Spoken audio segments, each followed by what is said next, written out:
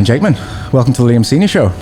Massive appreciation for letting me come on and be the first guest, actually. Yeah, know, wow. I'm honoured.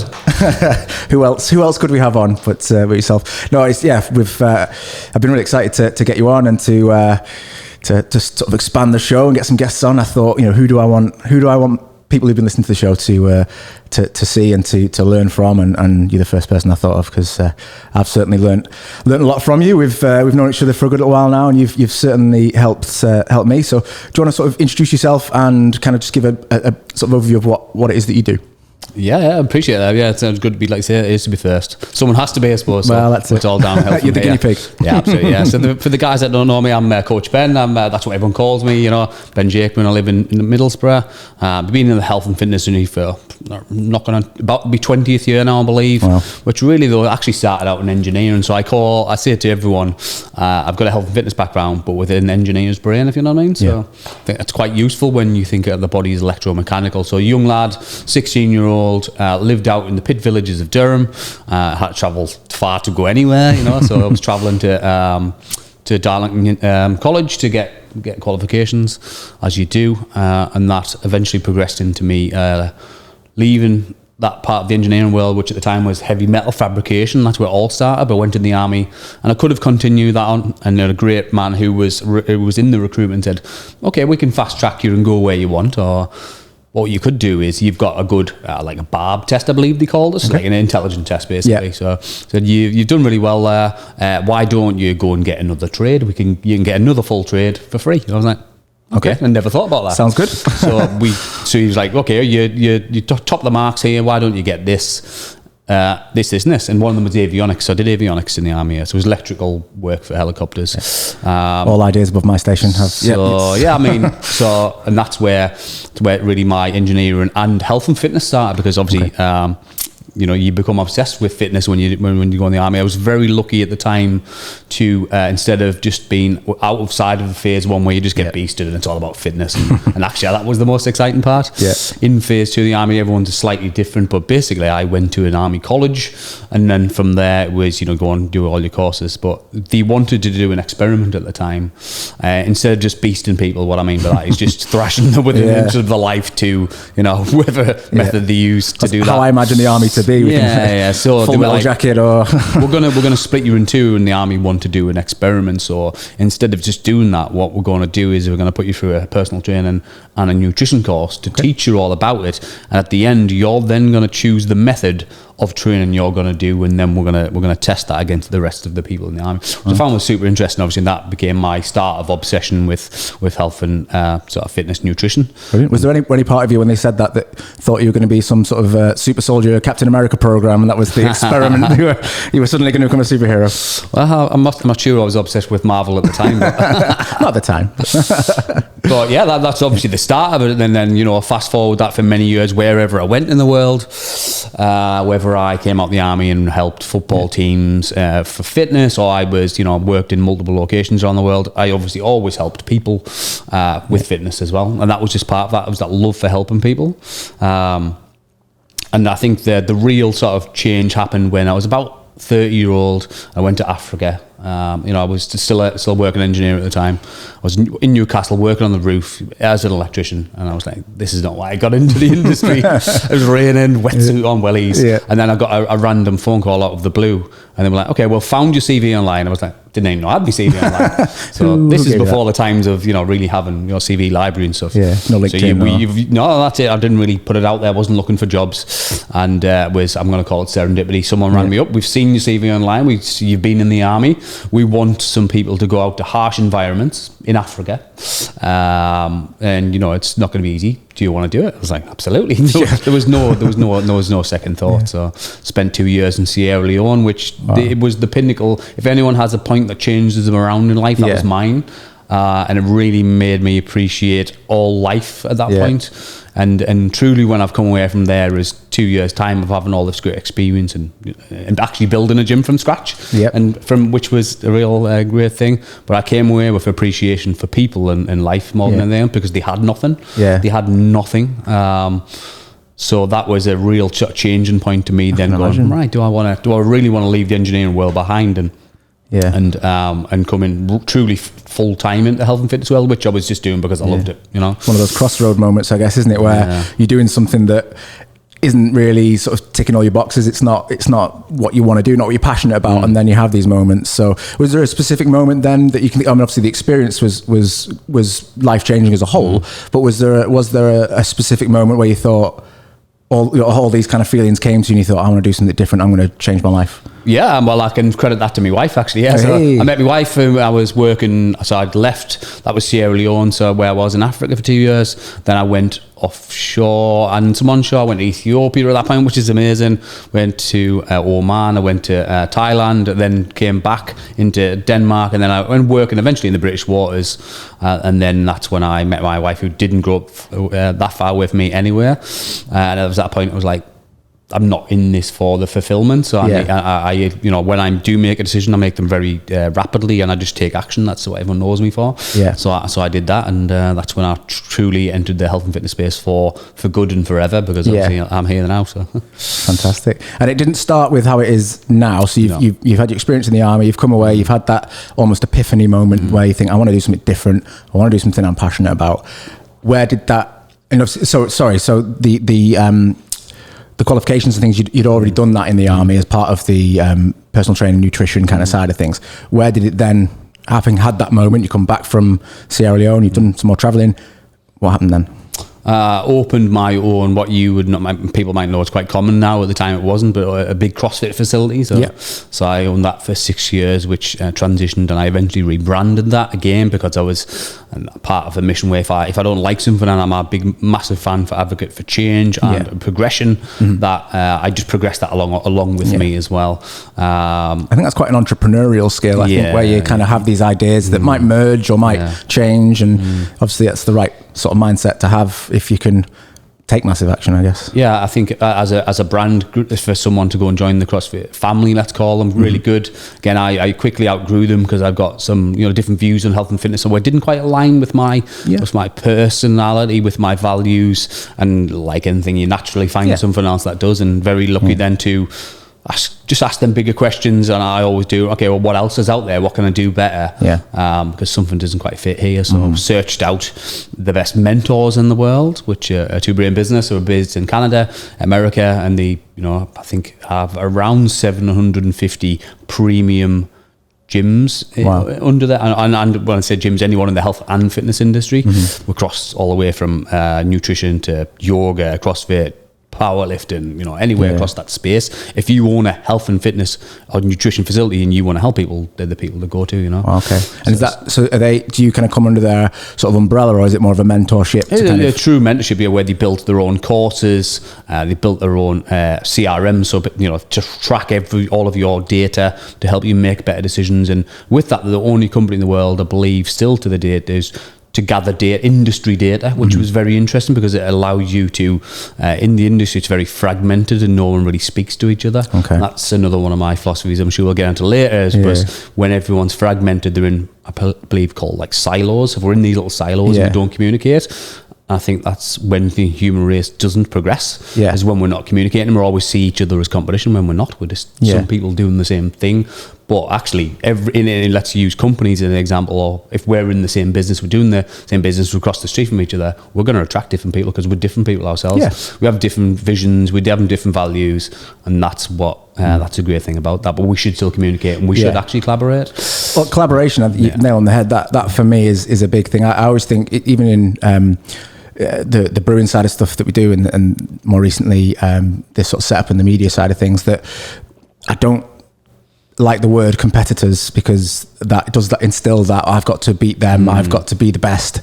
And yes, I want to be the best me that I can be, but you're right, I think there's more to be said for finding people where you have synergy, you have same interests and passions, but maybe slightly different sort of tweaks on that, and there's a massive opportunity and appetite, I guess, there to be able to collaborate and come together and create new things and things you wouldn't be able to do by yourself. 100%, yeah, that's it. That's truly what it is, isn't it? You're always going to do better with together we're always going to achieve more, aren't you? So using the acronym. Yes, yeah.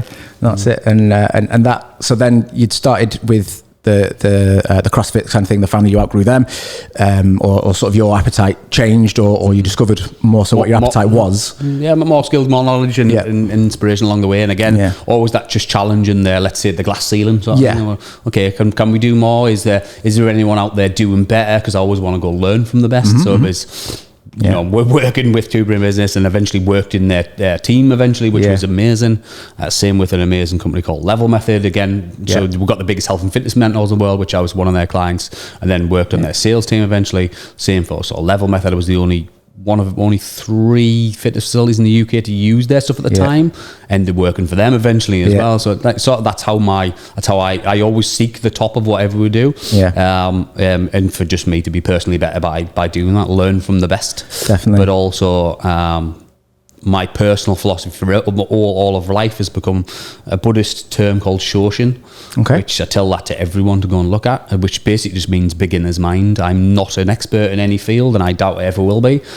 And if you have that mentality, you're always there. There's going to be a beginner going to, okay, what I know you're going to, and already have taught me loads of things that are very useful for me across the spectrum, and every single person will. If you have that view, then you're not trying to see yourself at the top of the pyramid, and just, you know, you will learn so much more like that. So that from groups we know, you know, lifelong learning is a big thing. But one of my mentors, Lee Flanagan, he always talks about, you know, success leaves clues, and that's always something that sticks with me, because I think you're absolutely right. If you want to be the best at something, like you said, you don't have to be an expert, but if you want to be the best you can be in a particular field, then look at other people in that industry, look at other people in that world, and look at what they do. How have they been successful? Because they won't have just done that right out the bag, will they? They would have had a few, you know, trial and error, some dark days, and some, you know, times when they got it wrong. But actually now they've found this thing that's working, and even if you just take that knowledge on board, or if you reach out to them to think, you know, I love what you do, I want to know more about it, can we work together, can you help me? And I'm sure most people are more inclined to say yes, and want to help with whatever your goals are, and whatever you want to learn. Yeah, absolutely. I think, you know, we're growing up through, I'm 40 in a couple of weeks, which most people won't believe.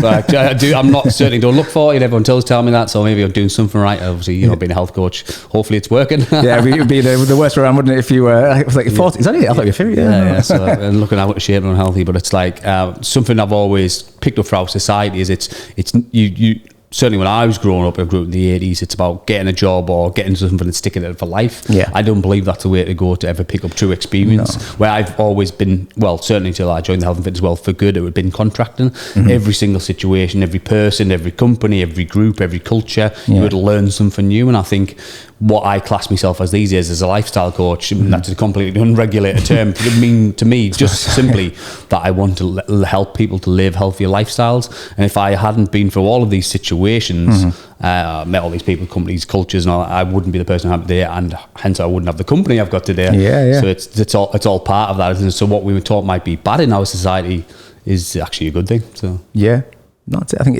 it takes you time to kind of figure that out. And I think I always think that I think about my kids when they enter the working world, and to try and find what it is they want to do. I feel like there'll be less people who are employed by a company and do a job 9 to 5 and that's it. I think future generations will tend to be their own business. They'll be Joe Blogs Limited or whatever it might be, and they will perhaps have a few feathers in their cap or strings to the bow, and they'll do a bit of this, do a bit of that, and be their own business. And it might not be the same thing you do all day every day. You'll do a bit of this and a bit of that, or you might work across a similar field, and I do this about nutrition, but this is fitness, and then this is something else that I do. And I think more people now, with the flexibility and technology, allowing people to work from home, allowing people to do and try different things. I think we're going to see perhaps more of that as generations try different things. Yeah, I mean, look at Google's been doing that for years, haven't they? They know that they want to keep people engaged, and that being an employee of a company is maybe, it brings the money in, but that's not certainly it isn't my certain driving factor. So if they can then work on their own little projects, that then stops them going and starting to do that, or maybe they're just encouraging them to do that. And obviously, like you said, now obviously the last couple of years has speeded that up for people, and again, it's given changes to my life that. And my businesses that I lost previously that you might think is negative, but I think it's positive because I wouldn't be here right here to now. No, and how did that? So the pandemic, I think we've alluded to there, is has caused a lot of people and a lot of businesses to pivot and to change. Some unfortunately haven't survived or been able to sustain during a really difficult period. But how did the start of 2020 really kind of change your direction or give you other things or other food for thought? Yeah, I mean, I had a really big facility for a business of my size, which was 5,500 square feet, which is big for a gym of that size. And obviously, there's a lot of pressure on there as a big single business owner. And then obviously having a business that's built around clients that are on recurring, income stream from memberships, then when that disappears, that obviously causes a lot of problems. So then you obviously there was two options really: to close or borrow loads of money off the government. So I went for option B, thinking I could correct it.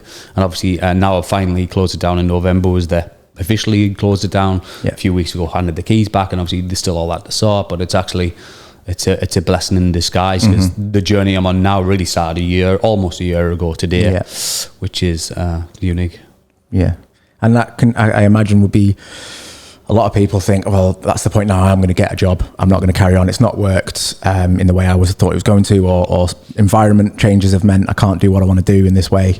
It's time to get a job. So that forced you perhaps to go down another rabbit hole and really kind of explore that, which I guess is what's led to the new brand and the new way in which you do help people. Because it's not, you're not a personal trainer, which you've got experience in.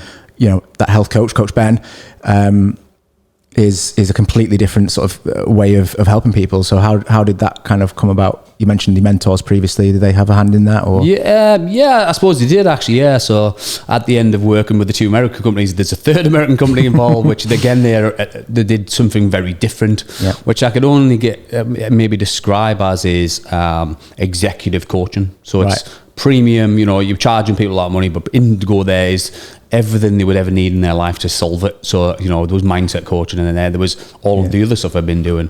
And in doing that, it was a real sort of step outside of the box sort of thing. The only company in the world to go and do it. And I was in their test beta group again. I'm always that person. So I'm like, I need to do this. I don't have the money, but if I don't, I won't. And it really sort of helped the business survive for so long. But also, again, that was another reason why I'm doing this today, is because I took things from them. I meant, as a bit of a segue to that, is I met a guy years ago. He was an army guy as well, and he said to us, I go to people's personalities and situations and take their skills and knowledge like a magpie, and I take things that I think would be really good for me. So that's a good way of looking at it as well. You just I really like that. Okay, like this, and that's what it is. It's all just sort of seems to be.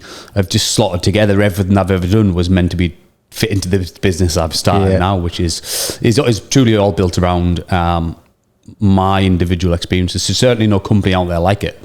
So which is good. Brilliant. And so the things that you've brought and learned from them into what you do now, is it still a lifelong learning? Is there still more for you to be kind of exploring, or what's been the big pivotal thing that you've learned now that's kind of changed what you do? Always lifelong learn, yeah. So I mean, my personal mission, for anyone that's ever met me or talked to me in business or became a client, I've got a personal mission to help 10,000 people reduce chronic disease and illness, which unfortunately comes from a negative thing, but I'm going to put a positive spin on it. I lost a mother to cancer 4 years ago. I'm sure lots of people can resonate with that. And then also a friend a couple of years at 40 as well. So both exactly the same cancer. And for me, using things like the cancer stats, where it's now one of us two is going to get cancer, and I'm sorry, but I don't accept that. I just don't personally. So that's my personal drive behind that, to search out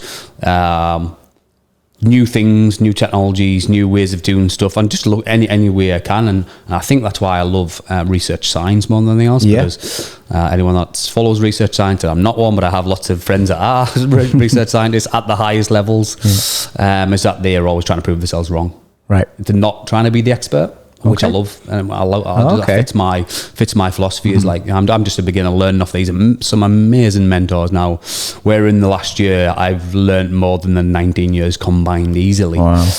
Which is insane. So I'm walking around with all this extra knowledge and some extra tools to help people, which is shown in the business model I have now. And that's, I suppose, you've got a big kind of mountain to climb with that. When you think about big pharmaceuticals, you think disease is disease. It's life. We have to get on with it. You have to shove all these pills down your throat, and that's the only way you're going to be able to, hopefully win the battle. But from conversations we've had, you've helped me to see that it's not like that. It's not about treating what you've got, is it?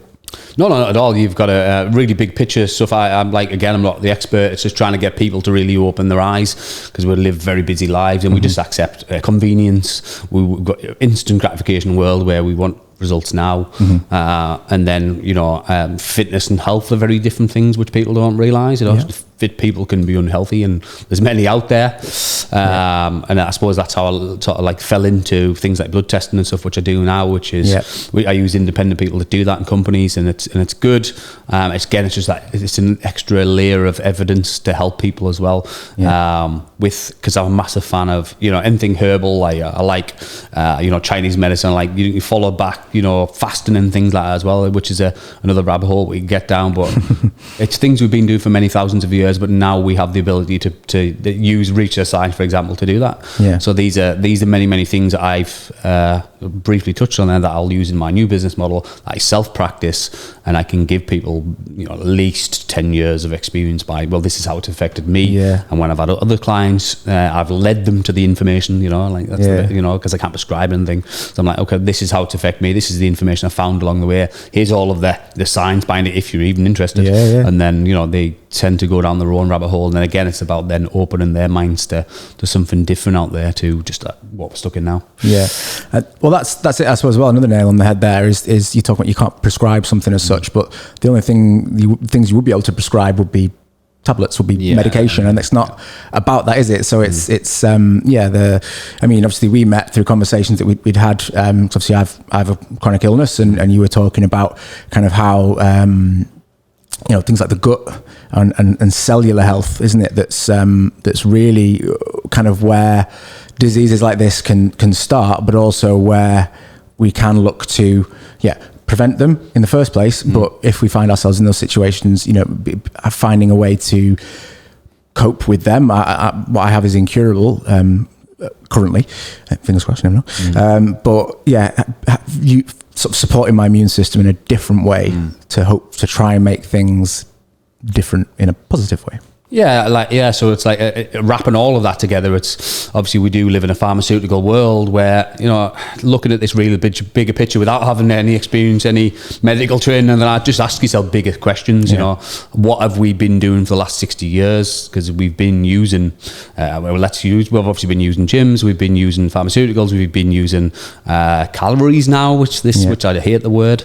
It's something I don't ever use with my clients. We've got all this new stuff, or we've deemed or termed stuff, and it isn't helping us bigger picture, because it's not. What we have now is the best medical care we've ever had before. We've got the best nutritional advice we've ever had before, and actually this world is getting sicker and faster, and things like MS are growing on autoimmune problems growing 10% every year, and like we've already mentioned, cancer. So you open that can of worms, and it goes very, very deep into many different categories, but unfortunately they're all getting worse, aren't they? And what we're doing isn't working. So it's like, okay, well, what did we do before that is my question. So what's causing that, and what did we do before that meant numbers and things like this were less so? What tends to trigger things like this in our bodies to create disease and sickness? Well, so these are non-communicable diseases, so I mean that we're not spreading them between each other. So it's not like we've had just the COVID thing where they can be spread. We're giving them to ourselves, or it's coming from our lifestyle. So I would call them lifestyles. It's lifestyle diseases, and hence why I call them as a lifestyle coach. I just want you to live a healthier lifestyle. So you've got to wind it back a few years to where as far as what I believe is medical records go to mid-Victorian era. So 1850 and 1900, I believe that the human race was healthier then than it was now, and that's where the data lies, I think. Even though they didn't have all of our technology, so it was very, very simple life, but they all had very active jobs.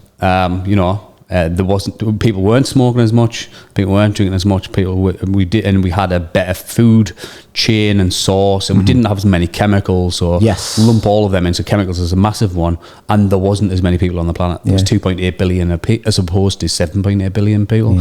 Each one of them has its own problems, and if you add them all together, then you can go down any of them rabbit holes you want to. But if you add all of them together, then we start to get problems.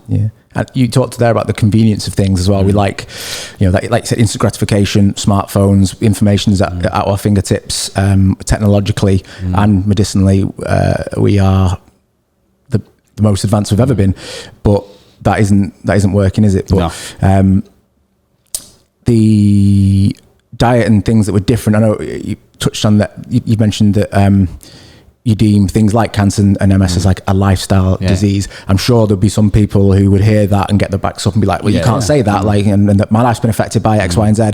How can it be that way? But the evidence is there to suggest that people's lifestyles were different. Therefore, the disease and numbers or percentages of people that had these types of diseases were a lot different. And I think because we're so used to that information and things that are easy, we don't ask a lot of questions sometimes. So one of the things you mentioned to me quite recently was you were talking about, so your drink there is water, is lemons, and is it a bit of salt, did you say? A bit of salt there to give you what you need. And you were talking to me about like, maybe have this instead of your second or third coffee because it'll give you the energy, but make sure you pick these type of lemons. And so they were... Well, that leads back to the food chain. So let's just wind it back and then let's finish out, I suppose, where the last one it almost went was... I believe one of the strong correlations, it is a correlation between the human food source as so polyphenols. Not to get too sciencey, from what I understand, is they're basically nature's antioxidants. Right. And in the human race, I'll use my own word here: cross pollination of food. So we've bred foods. We've always done it, certainly since since man started and domesticated ourselves, and we went from travelers and moved across the land to when we started making civilizations, and at that point we had to domesticate crops, and I think ever since then we've naturally been doing it. But now we have the technology to breed foods together to create new types of foods and make it grow more times a year, grow in colder weather, grow in harsher environments, and then with that we've then where maybe a crop would grow once a year, we're now getting the ability to grow multiple times a year. And then we've made things sweeter, the list goes on and on. And obviously we do it for the good of man, but really not realising exactly what it's doing along the way. Yeah. And I'll use something that I do know the data for. In the world, I believe 99.9% of the world's wheat is one type of wheat now, because we've bred out everything else, which is dwarf wheat, I believe. Wow. And it's not good for us, if you know what I mean. So that's one of the things where we've got so far down the road where it's really hard to go and correct that now, if you know what I mean. So we've done it for any one of all of them reasons. So we've done it to try help the human race and support the growth of the human race, but obviously then you're looking really big picture into that, and then how does that affect us if we do that? So I'd like asking these questions. Definitely. And even from an aesthetic point of view with food, we're so conscious about what our food looks like. So going back to the lemons, it's there, you were saying don't pick the ones that are wax coated, wax lemons, because they're just there to look nicer, but actually that's a chemical that's been then put onto the food. Which and one of there's a term or a phrase that you used that I've told lots of people, and it's something that sticks with me, and you've said this a couple of times, that food doesn't come in packaging, products do. And that, I think, resonates with a lot of people, because it's almost layman's terms then. If it's boxed and packaged and in a freezer, and it's probably got a load of crap in it that isn't good for you. Whereas if you go to your greengrocers, if you go to a fishmonger's or a butcher's or wherever it might be, and get fresh food that's in season, because it wasn't that long ago we'd only have sprouts and strawberries and things once a year, asparagus, it would be whenever that was in season, and now we can get whatever we want whenever we want. And do we need it? There's two things there. There's two massive things there. Exactly. Yeah. I'll go for the second one first. Is something is to simply eat seasonal, like you said. I mean, think about how that's going to affect the body. So let's just pick on one of the things. Let's say, because obviously we eat lots of fruit now because we know it's good for us. Is it good for us? Yes, absolutely. But is it good for us every day, all year round? I don't think so. No. Because it was seasonal. So that's Mother Nature designed stuff that way, and obviously we can fly stuff in from anywhere in the world to do that. And then again, there's still lots of crossbreeding going on when we're making things sweeter and stuff, where one of the biggest problems in the world, I believe, is we have our addiction to sugar, where the human body hasn't devised a mechanism to deal with the amount of sugar we have, where it has some for something like salt, but it won't have for something like sugar, because you might have went for, I can't remember the statistics now, but let's say a cup of sugar per year in your body, up to something that's going to fill half of this room, if you know what I mean. So but it's because we think things are healthy, and they are, but not to be at all of the time. So if you just simply move to seasonal eating, I'm gonna guess a lot of your problems would go away. Even just that one thing alone. See, we're living in a world where we starting to break down the nutrients of stuff, and nutrition truly means to me nutrients.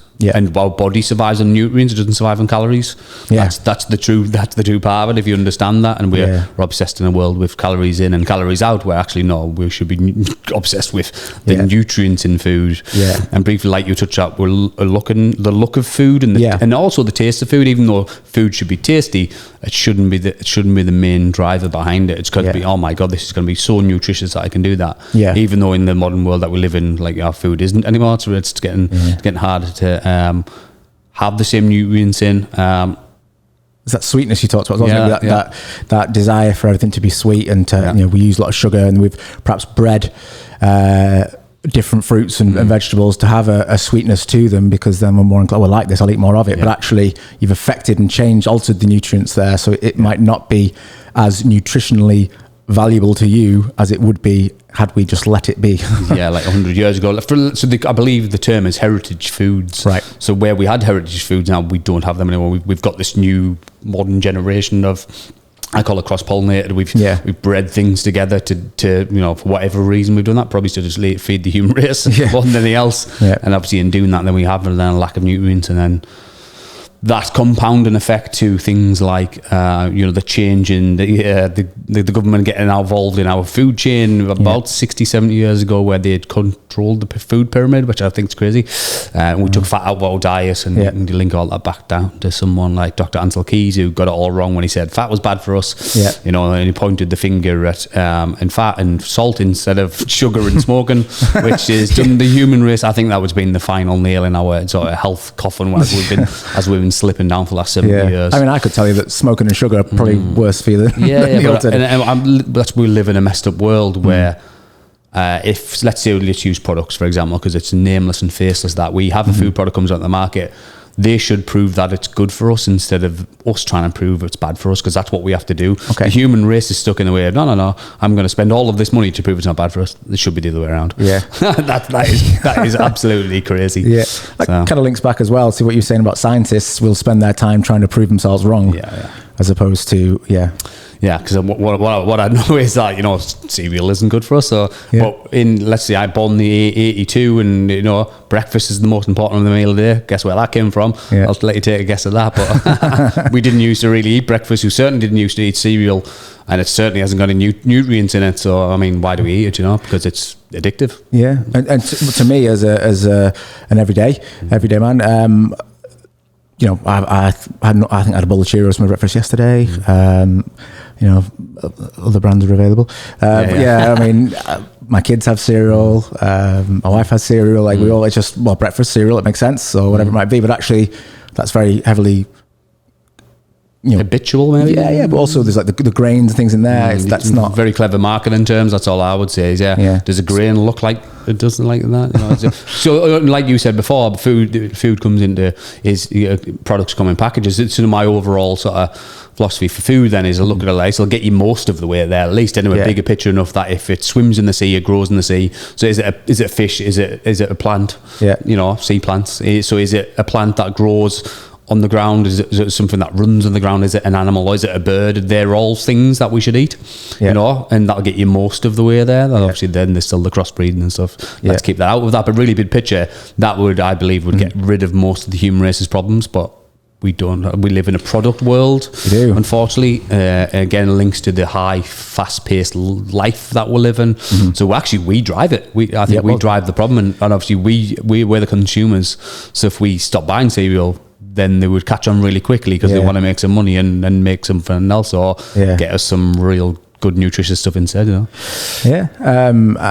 so when I suppose we have done that, but it is these big organizations, big companies that it's like the cigarette industry, the battles and things that they've gone through, and even now more recently we have seen changes in packaging. You don't see it on F1 cars anymore, you don't see it as promoted out there, but you've still got a generation of people and beyond who still smoke. They're still addicted to that. They still don't see that that's what it can do to you. That's what some of the younger smokers and start smokers are vaping now. We don't know the issues with that, do we? Yeah. But that's it. You've always got to look long term to stuff and be err on the side of caution, isn't it?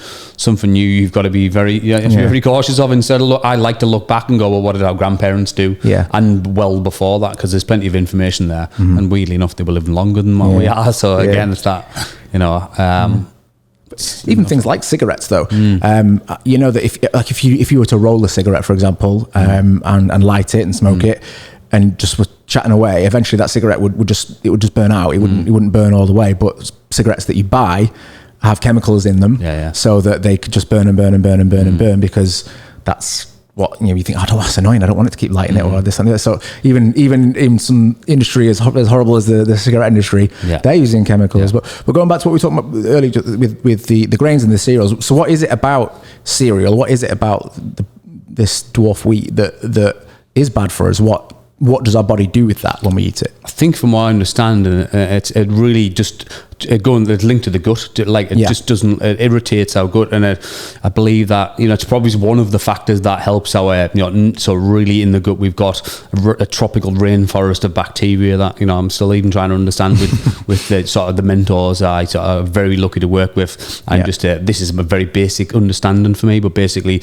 if you split that bacteria into two opposing armies, I like to say as part of the way I'll get to explain to people, then we've got gram-negative or just negative bacteria, and then we've got positive bacteria, and we've got a lack of the positive bacteria that really looks after our gut and keeps us healthy and helps us to absorb nutrients, as opposed to we've got far too much of the negative bacteria that feeds off stress, feeds off sugar, feeds off leading down another rabbit hole of pro-inflammatory omega-6 oils and stuff as well. And if we're feeding the population that's not good for us, which coincidentally likes to attack our gut line, and it eats the mucus line, and it opens up junctions in the cell wall, and it eats through the cell wall, and we get undigested, I don't even want to tell you what gets in there, but it's got very poisonous, gets into the body, and our body to attack that. So there's a big sliding scale there, and about where many of us will be. But pick the point on there that you don't want to be on, and it's all driven by negative bacteria being the dominant force, as opposed to looking after your gut. Well, you said that there's two armies going ahead, and we feed them. So we're starving the wrong one. That's the problem. Yeah. Okay. So that's one of the ways I will work with people is I'll use a prebiotic that I know works. I've seen them working over and time again. Because again, I'll only go. I'm a massive fan a big believer after 20 years of standing telling everyone the same thing all of the time, that it's not working. Again, it's like, well, okay, we need to do things differently, and to come up with a really stand that we'll need to add more in before we take more out, sort of thing. So we're already eating less than we used to, so I believe that our mid-Victorian counterparts used to eat, I'd hate the word calories, but about 2 to 3 times more calories than we did, but it was more nutritious. So now we're eating less calories with less nutrition, which is not a good combination. So I live with every single one of my clients, I will use 3 supplements to help them out, to put more in the stuff that isn't there anymore. And weirdly enough, it's getting people some insane results to do that, and I call that an inflammation and absorption stage. So we'll look to get rid of inflammation at a cell and a gut level, which it does, and then the same, really get you to absorb the nutrients that you're putting in there as well, because we're not what we eat, we are what we absorb. Okay, I like that. So the link between inflammation and your gut and the cell wall of the gut that is taking a bit of a beasting, to use one of your terms for me, what links does that have then with someone like me who has an autoimmune disease? How does the immune system sort of react to that feeding of the bad bacteria and the issues that we can create in our gut?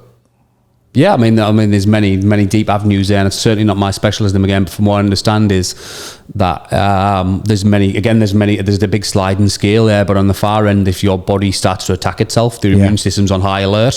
When you can't make your immune system better, you can just make it work normally, and your body working normally is actually pretty amazing. And that's what we don't understand anymore. We just need to work normally. Yeah. And in a chemical world, back to basics. We don't. It's back to basics. Yeah. So if you use that really simple, is it a whole food basically? Is it animal? Is it a plant? If you do that, and add in some supplements that do work and go out there and make sure they do. Yeah. That's why I use blood testing for people. Yeah. It's about making sure that they do work, and there is evidence there as well, but we need to calm that immune system back down, make it work normally, because it is very complex and something I probably going to take is the rest of the life to understand, and that's why I work with experts, and I'm not an expert. That helps, leaning on and their advice. I suppose you call them experts because to you they're experts, but they will probably have people that they deem to be experts that they're learning from. And some of them have been in the field for 50 years as well. So, but it's good to be able to lean on them as well. But definitely. So we need to balance that good bacteria, and primarily a lot of our problems come from. So I know their UK statistics, 70% of our diseases are linked back to the gut. Yeah. So that's massive. That's a huge place to work, isn't it? Yeah. And there's a lot of sort of correlation between the amount of lack of fibre we have. Yeah. So lack of fibre in our diet and the diversity of fibres. Right. So the prebiotic I use is actually 8 types of fibre. Right. Which gets us back to the fibre limit we should be at on a daily basis. Yeah. A, number, the amount of fibre, and B, the diversity of it, which basically helps to feed that positive bacteria and goes through in sort of, it's been selected, it's all from food, it's very cleverly designed and put together that it moves through your gut in different stages or speeds, let's call it, like fast, medium, slow and extra slow, to create a fermentation process, I believe, and just really wake up that bacteria and flip it over in a couple of weeks. And I'm really looking forward to a test to come out for that in the very near future as well, which is exciting. And that is exciting to hear, being that there seems to be a lot of progress in the field that you're specialising in, but they're not stopping there. And it really resonates with me that, because you've been educating me around what the gut does and things like that for a while now. But with MS, it's the immune system attacking the lining of your nerves, which causes these. You think stripping the wire, the coating off a wire, it's going to spark. It's going to not going to work properly. So realizing that perhaps has a bigger link to my gut and to the cells in my body. Perhaps I've not had the best diet of my entire life. So that I've certainly got a sweet tooth, or sweet teeth, the ones that I've got left. So that you're not, when you, the thing I've always loved about the conversations that we've had is that when you've talked through stuff with me, it all makes sense what you're saying. There's nothing that kind of you're saying, I'm like, well, that's just, I don't know what you're on about. Whereas actually what you're talking about makes sense. Well, it needs to, doesn't it? Yeah. It needs to absolutely make sense. For people to understand, so I work with people on an individual basis, but my job with everything is just to get to ask people. Yeah. Question everything. Question me as well, like the whole entire process. If you want to come and have a conversation, just come and do that. I'd love to do that. I'd love to talk health with anyone. Yeah. Wherever I go, I end up getting into these conversations with people. Well, and it's not about me trying to take some of that information that you talked to that person about. Not me trying to be an expert. And as well, this is what I found along the way. This is experience from all of the clients I've helped, and certainly in the last year, that's been pretty, more diverse and deeper than I've ever been able to do before. Yeah. Using blood testing and using supplements to speed things up and put things right is one of them. So just come and talk to me about that. Well, the blood testing was and has been for other people I know who've worked with you, a real eye opener, because I think my stats came back and it said I was dead. I think it was it didn't make for good reading, did it? And I've been using some of the probiotics and some of the supplements that you recommended, as well as some of the lifestyle changes that you've taught me through. And I certainly have felt a benefit from that. And I say that that's an understatement. Considering how difficult the years leading up to that have been in terms of my energy levels and things like that, I noticed a change straight away. So what was that moment like for you, even as someone who's fit and healthy, when you introduced a probiotic to your diet and your routines, your habits? How did that make you feel, and how quickly did you notice any changes? Great question, but it's just going to minor correction there. It's prebiotic and not probiotic. Oh, right, okay. From what I believe, I believe that prebiotics work better because they do feed the bacteria in there instead of putting more in. Sometimes that does clear it up with people, and I've seen it working time and time again. But me personally, actually, I was fit and healthy, and I was gonna really do really well at these blood tests, and I didn't. So that was the eye opener. But me personally, then the prebiotic affected my mouth bacteria. Right. So I've always suffered with plaque, always suffered with my teeth. Obviously being deficient in a lot of things for lots of years, which started in childhood. Going back to all the things we've talked today. And another lifestyle issue, I guess. Yeah, another lifestyle issue that until you really open your mind to this. But I literally had hard lumps of plaque falling off my teeth within a couple of weeks, which sounds disgusting, but it's also pretty amazing that. Oh yeah. Let it fall off. I've been the protocol I follow now. Both, the lifestyle side, being at least 10 years since I've been doing that, but certainly just using some sort of more intelligent supplements these days to really keep myself right. That's been almost a year now, and that's been one of the massive changes for me. Yeah, it's just that looking after my teeth side, but there's many other benefits, and everyone I do work with that does that has their own story, which I've got. Again, if you want to come speak about any of them, please do, because I've got lots of them, lots of personal stories that I would happily share. Yeah, oh, fantastic!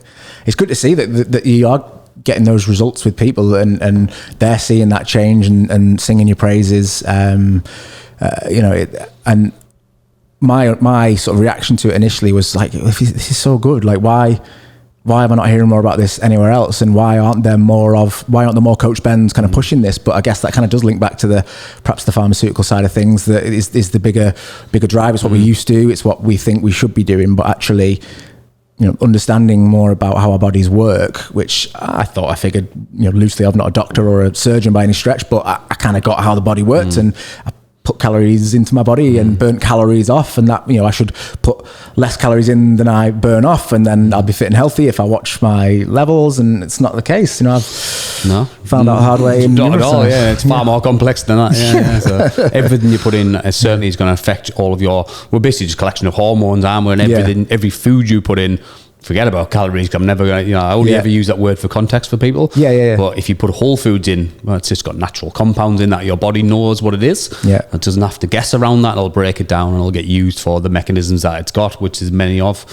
And then if you put chemicals in, then, let's say, are you going to absorb vitamin D from the sun better, or put in, some vitamin D supplement? You're always going to get the more natural version first. Yeah. Or if that's a piece of food that was one of them heritage foods, if we could still get them, I'm sure they're all locked away in a vault in like Iceland somewhere, where for the end of the world, end of the world, and us flying to another planet. But it's really hard to get a lot of sci-fi films. I'm sure it might be Day After Tomorrow or something like that, where they've got all these crops on lockdown ready.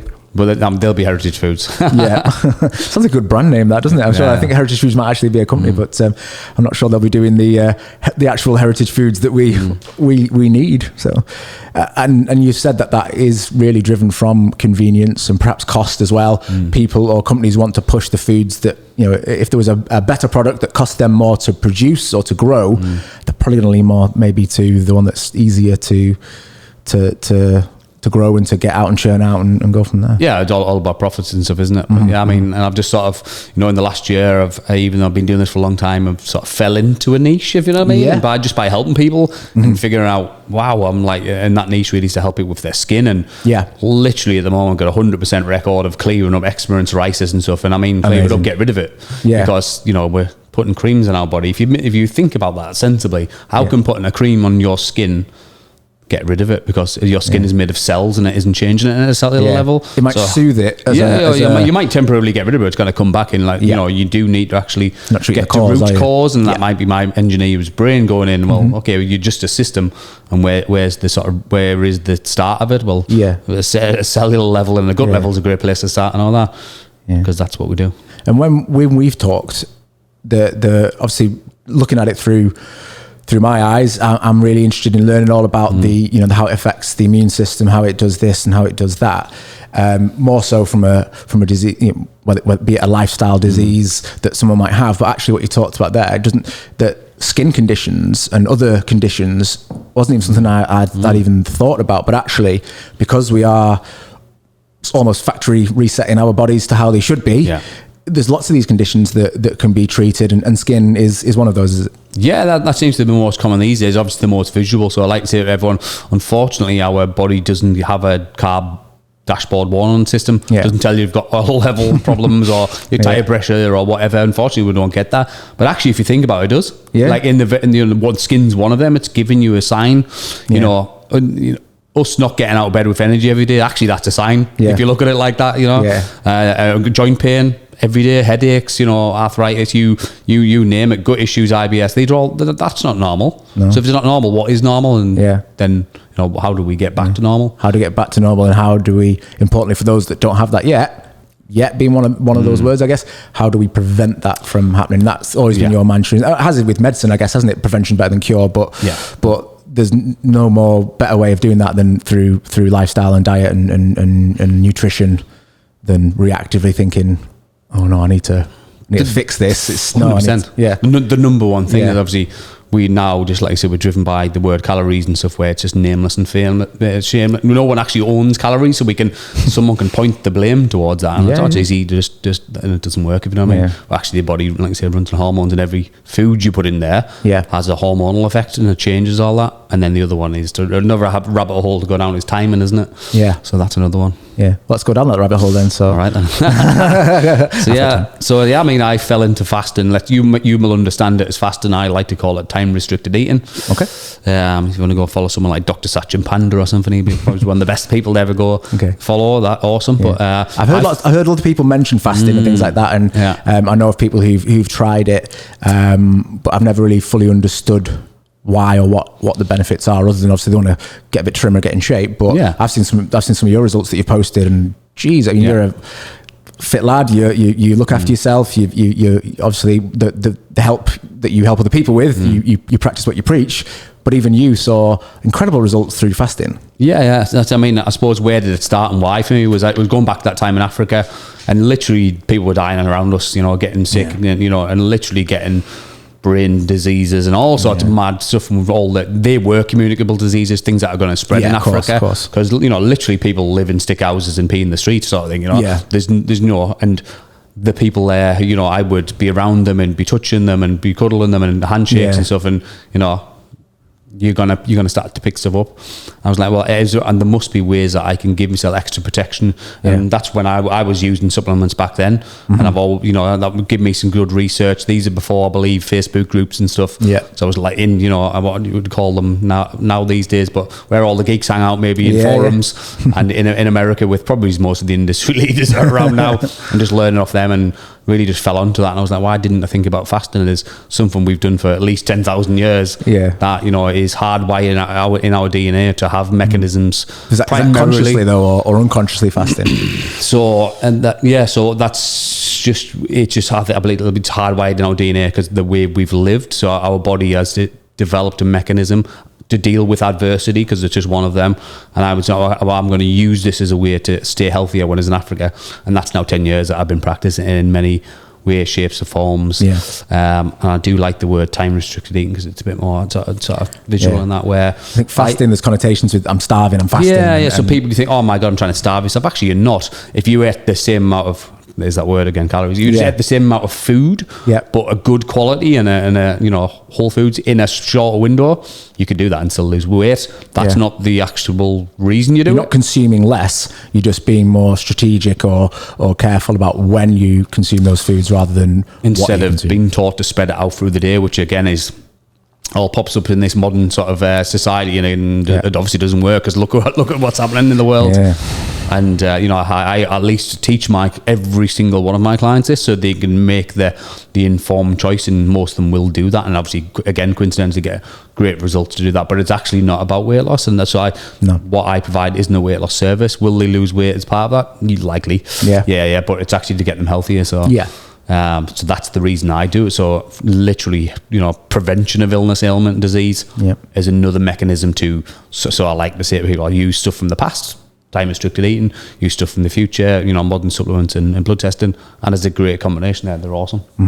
Because there'll be things in the past that haven't worked. It's having that knowledge and understanding to look at what has worked and look at why it works with the body, and look at what we can do now as opposed to blasting our food with preservatives, actually using technology, using understanding that we have to pick the right foods and look at the right supplements and look at it that way. So I would say, if anything, timing of food, time restricting, as equally as important as the food we eat. So food, at least 50-50 there. So 50% timing, and then 50% the quality of the food. It's that, with the that nutrients close. In that's the simple way to look at it. So I would have assumed that it's the bigger part of thing is what we're eating and the nutrition, and maybe fasting adds to that, and there's a smaller percentage, but actually what you're saying there is it's 50-50. I'd say so, yeah. Wow.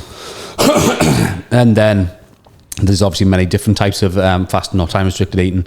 Yeah. And it is a skill, because I would class us as sugar burners now, where we were addicted to sugar, which we shouldn't be. Don't deal very well with, and it burns very dirty and causes us loads one of those guys. loads of illnesses, and me too as well. I've been sugar addict all my life, and I've finally broken that cycle, and I've only really done that by fasting. Where people might use the term hungry, that's just you haven't even got control of your blood sugar levels. Right. Okay. Where actually you should have, because you should be able to go through sustained periods. Well, I believe the longest fast on record, and no doubt, someone did it longer, but a medical record fast of 384 days, and all he had was, basically salts or electrolytes, and that was water, because obviously that's water's the key, isn't it? That's water and electrolytes together, and then the sort of right, ratios are going to keep you alive, actually, because your human body is just a storage system for fat, which, we convert sugar to fat and store it as energy. So it is a storage system. So if we're a storage system, then we can pull it back out if we do the right things. But we'll never take energy out of the cells and never truly lose weight and get into the sort of health we want to if we're just eating all of the time. Yeah, because you just put in even if it is nutrients, I suppose you could put on a lot of weight by just consuming even nutritious food, but to a certain extent. Well, look at fruit there. So we're like a bear would only have all that food in that time and try fatting up for winter. Well, we're stuck in a winter that never ends, if you know what I mean. That's the way we live in now, because we don't eat seasonally anymore. That's one of the. You mentioned fruit earlier on, then so. I understand that I should have my 5 a day. Some say should be 10 a day now. When you said that perhaps that isn't the case, is that because of the types of fruit, because it should be eating them seasonally, or is that fruit in general, or is it, we should still be having our fruit every day, but not necessarily the same fruit? So I would say, just generally try to reduce fruit intake, even though it is good for us. We should, because it's balance. It's finding it into making it more seasonally. That's really hard to do in the modern world, but have your own sort of guideline for that. I like fruit, obviously, but no, shouldn't have it all the time, and I'm probably not going to be eating it in a 2-month period. Okay. So I will try out a rule where I enjoy fruit. I might have it once a week in some frozen berries. Probably the best option would be berries. If you were going to have fruit. That's just my personal guideline. There's certain fruits and vegetables that are better for you. There was Dr. Walls and the Walls protocol that you pointed me to. So for those listening, she a medical doctor and was diagnosed with MS, got a very aggressive type of MS, was quite quickly in like a standing wheelchair, and her sort of statement, her mantra is that she believes she's cured herself of her MS through diet. There are some skeptics, I guess, as there will be with anything like that in sort of the MS community. But one of the things that I've always remembered that stuck with me from what she said, and I don't know how effective it is, but she was talking about an easy way to remember the good fruits that are really good. I suppose there's no, maybe not necessarily a thing as a bad fruit, but the better fruits that your body can digest better, the ones that if you cut them in half are the same colour from the outside as they are inside, which I think with berries, strawberries, blueberries, raspberries, I have probably more than any other fruit. They are the same. Bananas, apples, not so much, because. And I thought that was really interesting, but that's that's a rabbit hole and a half. There's a whole book to maybe go through, but there's some great books. Then you can look at what we talk about, her heritage, and also, then if you could follow your DNA structure back and you were born in Europe, then I don't know what did grow in Europe, berries and something else maybe. Yeah. There's all them rabbit holes to go down as well. So obviously, no wonder people get confused. Yeah, exactly. Yeah. No wonder people get confused. I think maybe some of the companies will be bombarded with all this information where it's really confusing, and say, just have a bowl of cereal. That's easy. Don't worry about it. Absolutely. That's the thing, isn't it? Cost is so it's just easier to do that. Yeah. So no wonder we do it. So we're in a rush. We're not up early. In a rush, and that's why in a modern world where I work with loads of busy clients and say, well, okay, just help. These supplements are going to help, before we even do anything else. Let's add a bit more in, and let's stop worrying about what we're going to take out, and then feed the right. So let's just improve absorption. Let's improve inflammation. Let's get rid of that, and if them two things go away, then you're gonna do a lot better regardless. And then if we can help it with the food as well, which is great. Yeah. Oh, it's so interesting. It's like such a we've used that term rabbit hole quite a lot, because there's so many that you can go, and almost so many curtains you can look behind to see what's really going on. And more than anything, I self-practice all of these things. I self-practice and always have done. So it's not just because I read it, because I'm actually doing it, and I find it. And I've got a personal story behind it. Yourself, I always test it on myself first. I'm like, how can I test this on next? And then that my sphere of influence goes out to friends, family, eventually clients, and then and so on and so on and so on. Yeah. And perhaps not everyone needs the same things because they've not ended up in the same situation, or their body's not in the same condition. Some of us may have more fat stored than others, and other people might have other conditions going on, and it's about correcting that, isn't it, in the right way, and changing that mindset, changing how we view food and why. I mean, I love food, as lots of us do, and I do like those foods that are really tasty, and I like those foods that I used a term earlier that you pulled me up on, which was treats, and it's not. Yeah, no, we certainly not the way we should view it, is it? Yeah, we certainly haven't earned them anyway. Yeah, no. So we haven't. There shouldn't be a cheat. They're not cheating because you're only cheating yourself. I'll use one of the doctors I work with, Dr. Colin Robson, who's a legend. So that's his words there, and I love that. We're only cheating ourselves. Yeah, So but everyone, can have some. I'll say everyone, but it's okay having certain things in moderation, and it's just when it becomes, because of the convenience, we could go for a walk now, and we could easily get, a donut and this and that. It's all accessible, and people are pushing these sugary, tasty foods because they know people want them, and we're addicted to them, and we will seek them out. Whereas if we look at why we need food and what foods do to us and what we do with them, then it's going to do more positive things. We're not going to be storing excesses of fats because we're not going to be consuming excesses of the wrong types of things. We're going to have a good number of the right fats and reduced our sugars, maybe just natural sugars and wheats, and it's just blows my mind. I'm exhausted. There's many rabbit holes to go down, isn't there? But just eat, eat less often, eat about the same, eat more healthier fats, and we do need them, something we've not really touched on is something I've really been learning about the last couple of years, and obviously now seen 820,000 blood tests later to look at things like how man-made fats are affecting the human body. So things like vegetable oils, just stay clear of them altogether. This is another deep rabbit hole in itself, but just try to stay clear of them. These spray oils, I mean, what is oil sprayable? I mean, what? What else is in that now?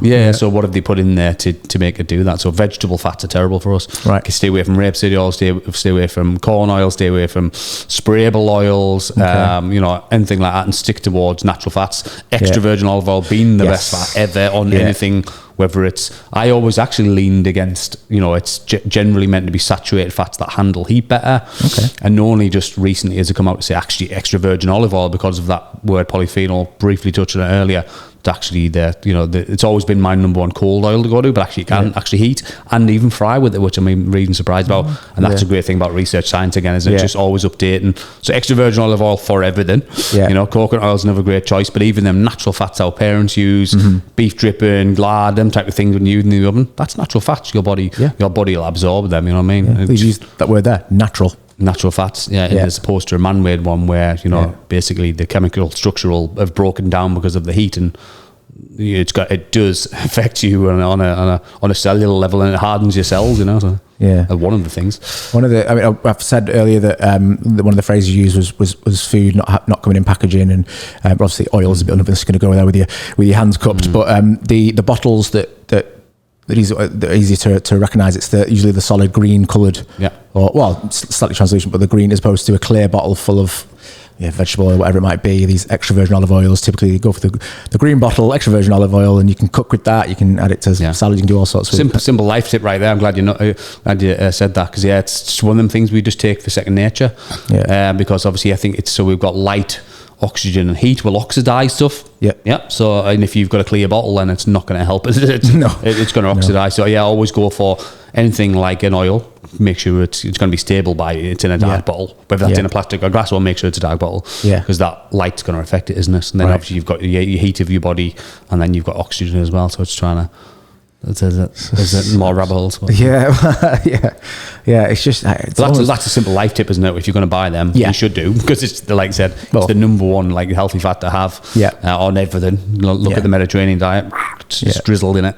Then buy a good one that comes in a dark container. Yeah, you've mentioned the Mediterranean sort of lifestyle and culture, I guess, a number of times to me, because that is, you look at their environment is different, but their lifestyle and their diet is a lot different, but they get different results as well, don't they?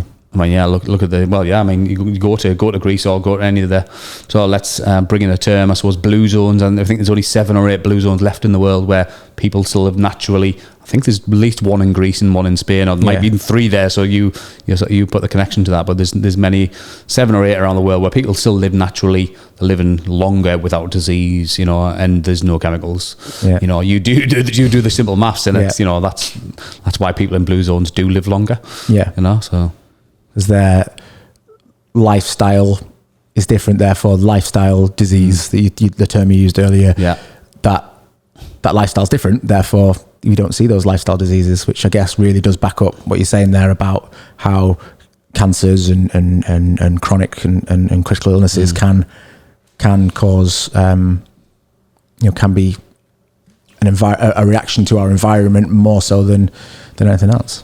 A build-up of all of them, isn't it? So how so epigenetics, when it was mapped, I believe it's roughly about 80% of it we have control of. So imagine your genetics is a series of switches where we've got 20% we can't control, because that's what we're stuck with. But actually, that in a positive light, then we've got 80% of everything we do we have control of. So every single decision we make every day, from the moment we get out of bed till the moment we go to sleep, that will affect our genetics, as in we can turn them switches on and off. So epigenetics is the term where, so we have control to switch them on and off. That's the way I visualize it for people. So we get the choice, don't we? We get the choice. Are you going to have 100 switches on, or are you going to, you're going to do all of these really negative things in a big long line consistently every day? And then obviously, are you going to increase your own risk factors by doing that? Wow.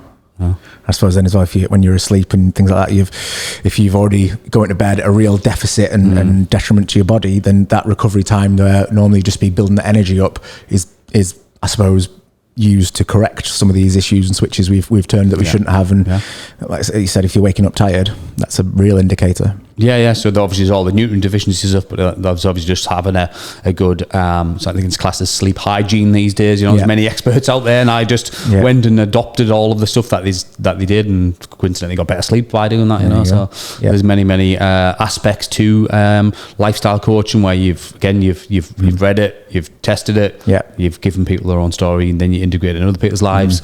Then that's why we have experts, isn't it? The world doesn't need loads of experts, where we should maybe open our eyes and ask bigger questions and stuff. We need them experts to teach us and drive us forward, but also we do need to we do need to question stuff and ask bigger picture. Absolutely. It's not just going with the flow, not eating what we see on the TV all the time, not following the same path. It's question it and do your research. And to be fair, like I said, from the time that we've known each other, there's some of the things that I've learned and some of the changes I've made. It has been really interesting. One that you mentioned to me when we first were catching up, and one that some people might have seen now recently is Wim Hof, and he's got his own sort of theories and things as well, which link quite nicely to some of the things you do in terms of cellular health and things like that. But for those that haven't perhaps seen the program perhaps isn't presenting him in the best light, I don't think, because I'm a real advocate of his, and I don't think the show's perhaps the best, but have you sort of looked into more so into what he's doing and how he I think it's a natural progression where it's good to see that getting into, not that I watch TV, I just read books all the time, I think I'm a nerd. But no, it's good to see that get into the main light. I mean, a lot of my friends have been on his courses, have been to Poland where it all started for him. And just tap into the functions that we thought were unprogrammable, but it turns out now that we do have control of them with things like breathing, and there's many things out there. Again, it's all holistic, and that's why I take a massive interest, but it's been around for a long time. Right. His is the modern version of it. He's been, he's really brought it forward. Things like, fasting as well. So you might think someone like, I don't know, Dr. Jason Fung might be the modern godfather of fasting, but he didn't create it. He's just the person who's given all the science and maybe just that needed credibility to it all when someone sits you down and explains it. Wim Hof his is all self-practice, and he's done amazing things for the people that don't know it. Go follow it. But breathing's a massive part, isn't it? Just nasal breathing as opposed to, we've now developed mouth breathing. Again, one of millions of rabbit holes to go down, isn't it? They're all just good things to go and practice yourself. Yeah, well, definitely. What would be sort of your advice to anyone who's listening then that other than coming to speak to you, because we're going to make sure that everyone's got your details should they want to get in touch? What would be kind of your to sort of summarize into sort of a bit of advice that they could just take away now and put some into practice? I'll certainly try to eat less often, or certainly entertain the fact as well, because one of the main problems with that would be when we are eating too often, we're just constantly, and let's keep it really simply, in storage mode all the time instead of releasing energy out. And most of us have developed basically insulin sensitivity, which comes from an excess of eating, certainly more carbohydrates than anything else, and that will raise our blood sugar levels.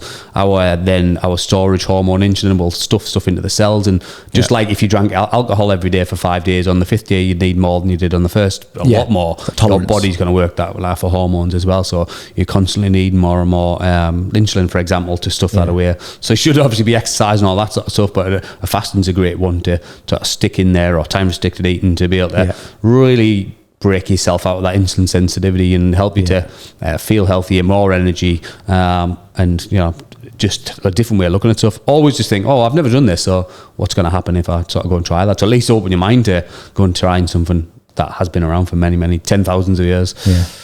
No, that's very... just try to eat whole foods as much as you can, best to your budget, because obviously we all have one, Actually, no one actually benefits from fasting, or no one financially benefits, so, possibly why we don't hear as much about it. So that's another reason as well. I generally have 1 or 2 meals a day sort of thing, and if I am going to buy my supplements, which I do, that massively pays for them instantly. Just that's a positive way to look at it. I'm investing in my own health to do that, and that's one of the ways I'll do it. By, do I need to go and eat that cereal, or could I save that money and buy something very nutritious that I can put in my body that I know is going to help us? I think there's a misconception there, isn't there, that healthy food is more expensive, when actually vegetables, fruit, for those that eat fresh meats and fish and stuff like that, it's actually, if you can budget it in the right way, and then you need to buy food to survive and to eat and to get that energy. But if most of us will have a pair of trainers kicking about at home, we can go out for a nice walk or a bit of a jog, and fasting doesn't cost anything. So there's 2 things you can do that don't cost you anything. Going out, get as early as you possibly can. That's the point there. Just getting out as soon as you can, close to daylight, the start of daylight as possible. Okay. Because that's going to, with no sunglasses on, by the way. I was told off by one of my really good friends, Dr. Gus, I've stopped wearing sunglasses in this country. The only caveat would be as if I'm driving and I've got glare. Other than that, we don't need them. They're not this latitude, and we just, it's going to help to set our body clock. Chronobiology, which is a rabbit hole in the science in itself, is allowing it, that will set our clock, our master clock for the day, which will control everything.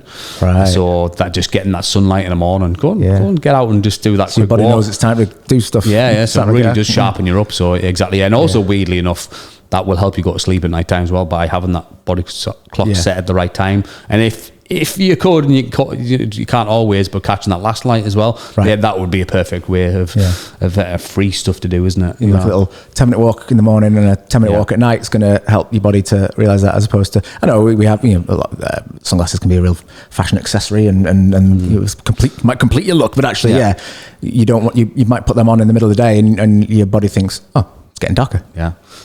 Just keep things really simple. So that's a good one. And then just, most people don't, and they actually need to go to a gym. You could you could do some really simple strength work. Look at gymnasts, calisthenics. Actually, most people do it because they don't know what to do. It's just, there's all the education's out there, but you could do that, and invest that into your health as well. And as opposed to health and fitness are slightly different things, if you know what I mean. So there's many different ways to look at it, but you can do some strength work because your muscles are the only thing going to keep your skeleton up. So I imagine it would struggle otherwise, wouldn't it? This has been, even though we've had conversations similar to this before, I've learned so much talking to you here, and I'm sure other people listening or watching, obviously you can catch the I say obviously, it's not obvious unless I've told you before, but this is available on YouTube, so you can see our lovely mushes as we're chatting away, and it's the podcast will be available in all the places that you typically get your podcasts from. But if people want to get in touch with you, Ben, I'll obviously leave links wherever I can on the YouTube description, in the show notes on the podcast. But if someone wants to get in touch with you and learn more, pick your brain, where can they find you? Yeah, I mean, you can find my number on the website, Equilibrium Preventative Health.co.uk. Yeah. Go and try and spell all of that. Find me on Facebook, find me on Instagram, LinkedIn. My name, Ben Jakeman. Mostly I actually use my own profile as a business profile as well, because I obviously live and breathe health coaching as much as it is as a lifestyle. So you will tend to find me on social media anyway. Not that I use it for business, it's just because that's what I'm doing as a health coach, really. So you can find me on any of them platforms and send me a message, and I'd love to help out if I can. And if I can't, as always, I'll just point you in the right direction. Fantastic. That's great. Like I said, I'll leave all those links everywhere I can so that people can get in touch with you. But thank you for being my first guest. I've loved it. And it's been absolutely my pleasure. So brilliant. Cheers, buddy. Cheers.